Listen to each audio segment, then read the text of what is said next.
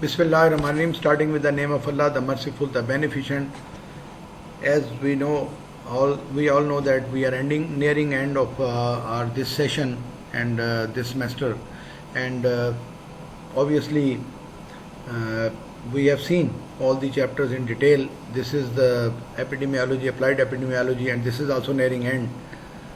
So we see the applied aspects in detail, and we have seen the analytical epidemiology. Obviously, the observational epidemiology can be divided into two, that the descriptive analytical and out of analytical, the two, case control and cohort studies. So case control was the one in which we go back and see the causative agents through history and through information, and that is a case control study. And as far as the cohort study is concerned, this is a prospective type of study. We follow a case, we follow a sort of a cohort, we follow a group who has been exposed to the supposed causative agent of the disease, and we see the outcome of the disease. We saw all those things in detail. Of course, some of the cohorts can be retrospective as well, but most of the time the cohort means is a prospective type of study in which we follow the exposed human beings or the cohort or the group of the people to see the outcome of the cause or the factor causing the disease. Now we saw case control and cohort study. So the difference between case control and cohort study, which we could not complete in our last talk. So the case control and cohort study, the difference between case control and cohort study. So first of all, the serial number and I can say the indicator, and then is the case control and the cohort study difference. So first of all, the case, it proceeds from serial number one is the case proceeds, the study proceeds from, the study starts from effect to the cause. We see effect and we go back retrospective, we go back and see for the cause, to find out the cause. And in the cohort studies, we know the disease, and then we know the cause, and we follow that, I can say, we follow that cohort or we follow that group of the people to see whether the disease occurs or not. We know the exposed people, we know the exposed cohort, and we follow it to see whether the disease occurs or not. And then is the cohort starts with the disease. I can say case control study, it starts with the disease. First of all, disease occurs, and we go back and see the causes. Over cohort study, in cohort study, the people are exposed to the risk factors, and we follow those people whether the disease occurs or not. We can believe it that we will discuss in this difference as well. The cohort study is a time consuming job, and obviously we have to follow the case, the cohort, the group of the people for the decades. Then obviously the test whether the suspected cause occurs more frequently in those with the disease than among those without the disease. Obviously we take all the patients, we take a group of the people, we take a population, and then we see that whether the diseased persons are more frequently are exposed, the cause occurs more frequently in those with the disease, and then those among those who are without disease, what is the condition. And in case of the cohort, the disease occurs more frequently in those exposed than in those not similarly exposed. So we have two, maybe one cohort, different people in the same group of the people, or we have two cohorts. One is the exposed to the cigarette smoking and other is not, and then we see that whether the drink smokers develop lung cancer or not, and we follow them and we see, and those who do not smoke, whether they develop, how many of them they develop cancer or not. In this study, case control study, we see the patients who have been suffered with the lung cancer, and we go back and see from their history, we want to know that whether they were smokers or not. Now, number of the persons involved in obviously case control those are fewer, but in cohort we need to have a cohort, a group, a large number of subjects. We need to have a large number, a cohort of the people. In case control studies we need to have a cohort or a larger number of the people. Then is obviously the result. Result is obviously the case control. We pick up the disease people, we see them, and we try to analyze the results. Relatively quicker results are there, and obviously in cohort it may take up a long follow-up period needed with delayed result. Maybe it is a decade, maybe it's 5 years, maybe more than that. So sometimes we need to follow the case. Then is the suitable for the study of. Suitable for the study of the, obviously it is the same that for the rare diseases we need to have to study a case controlled study, and for the rare exposures, because the case control starts with the disease, and obviously cohort starts with the exposure of the factor causing the disease. Then is obviously the estimates obviously methodological or the mathematical studies. Obviously for the case control we have the odds ratio, and obviously for the cohort study the incidence rates, relative risk and attributable risk help us to reach the conclusion. Then it provides information only about the understudy disease. Obviously we and of course we have to collect the information regarding the understudy disease, and obviously the cohort study provides the information only about the understudy risk factor, suspected risk factor.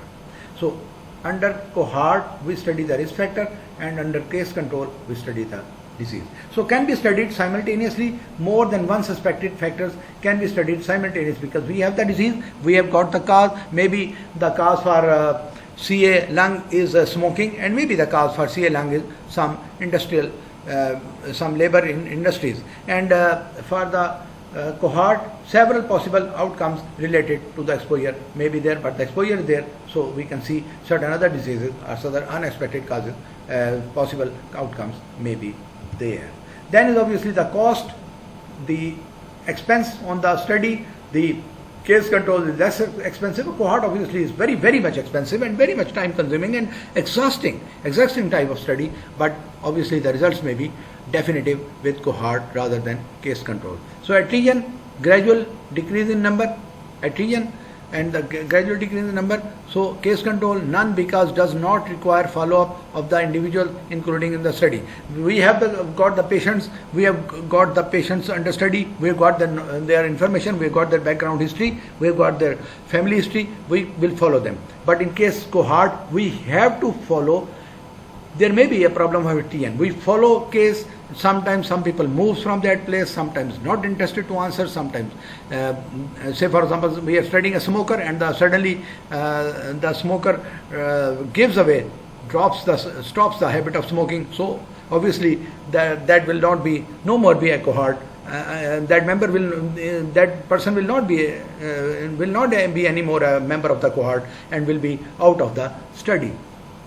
Then obviously recall bias or reporting may occur as relies on memory or past records, or the accuracy of which may be uncertain. Sometimes people are biased not to answer, sometimes people are shy not to answer, sometimes people hide their habits, bad habits, considering those are bad habits, they do not answer correctly. But in cohort study, as we are following an exposed problem, even the subject does not know whether he or she will be developing that disease or not. So no such bias is there. So we can see that both the studies are important in their own aspects. So we cannot claim that this type of study is useful and this type of study is not. So continuing with the analytical epidemiology, we have got another type of study, I can say, or a branch of the analytical epidemiology, are the same part, but in a different, looking with a different angle.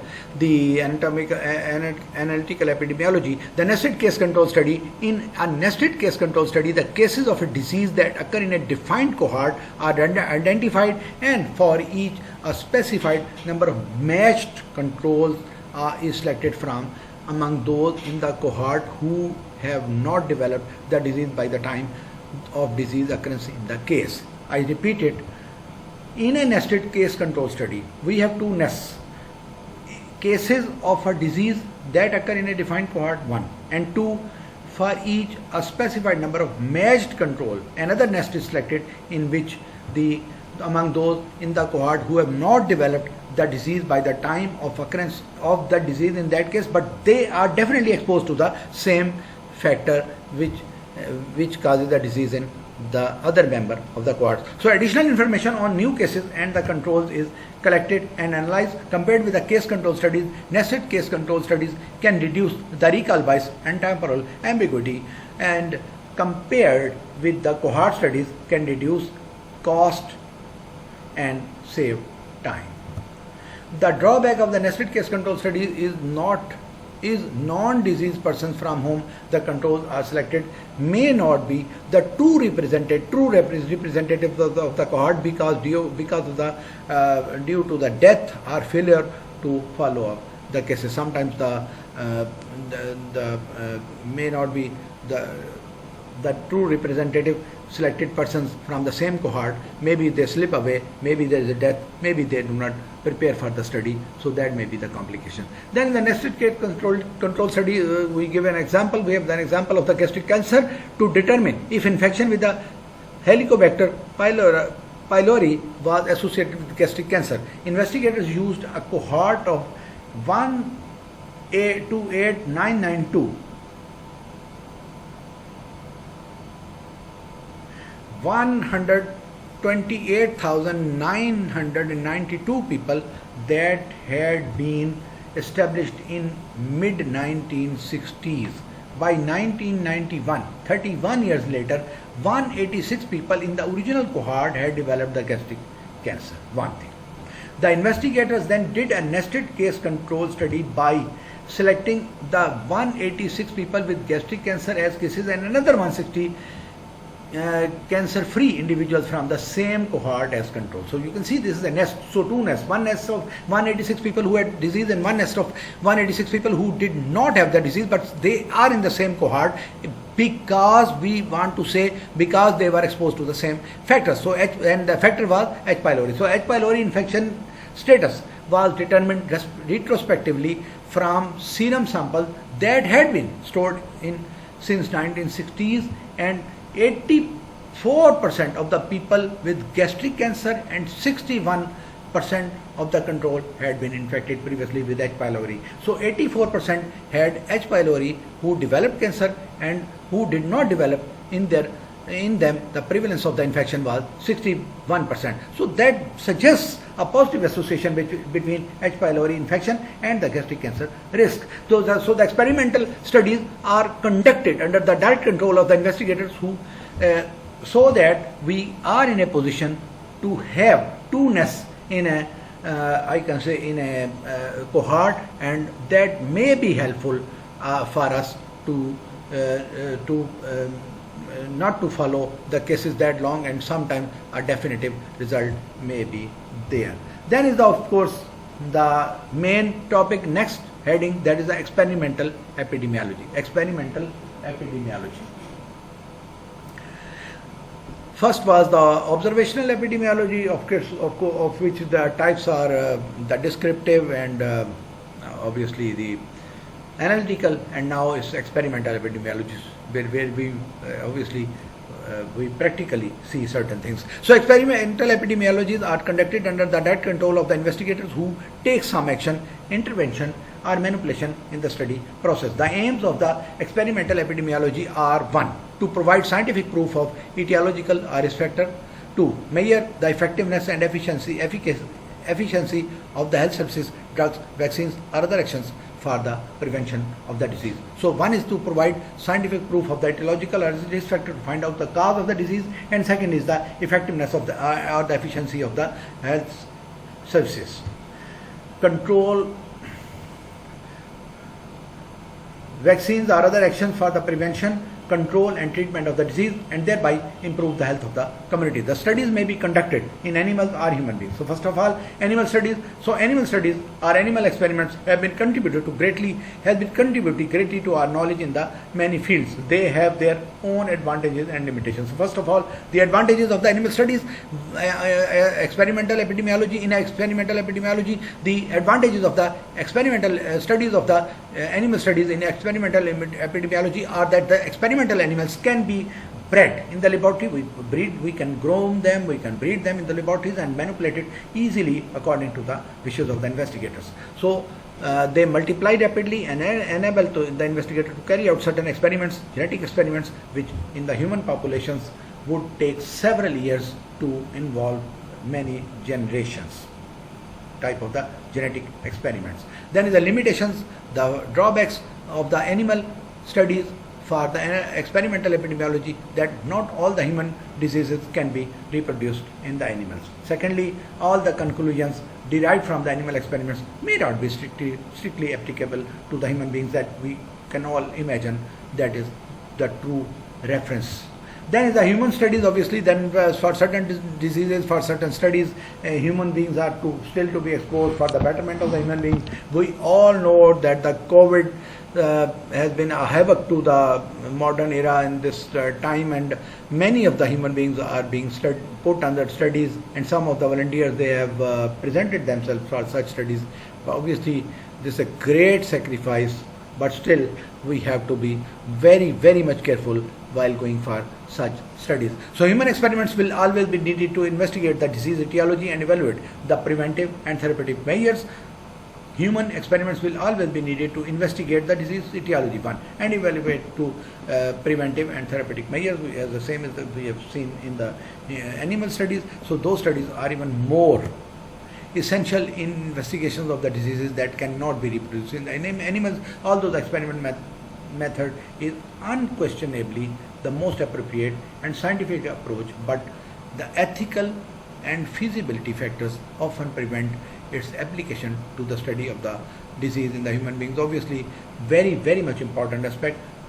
Maybe sometimes the results are reliable, there is no doubt about that.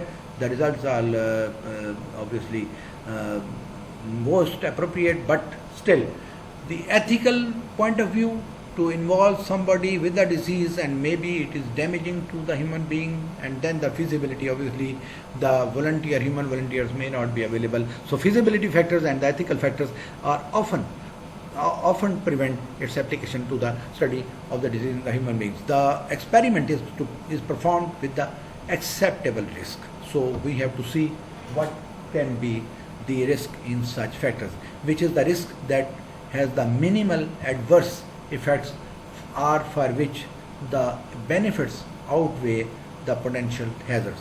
Therefore, before launching human experiments, the benefits of experiments have to be weighed against the risk factors. So we have to see whether the study will damage the human being more than what we get out of it, or it will be useful. So the volunteer should be made fully aware of all possible consequences of the experiment. So experimental studies may be randomized or non-randomized trials.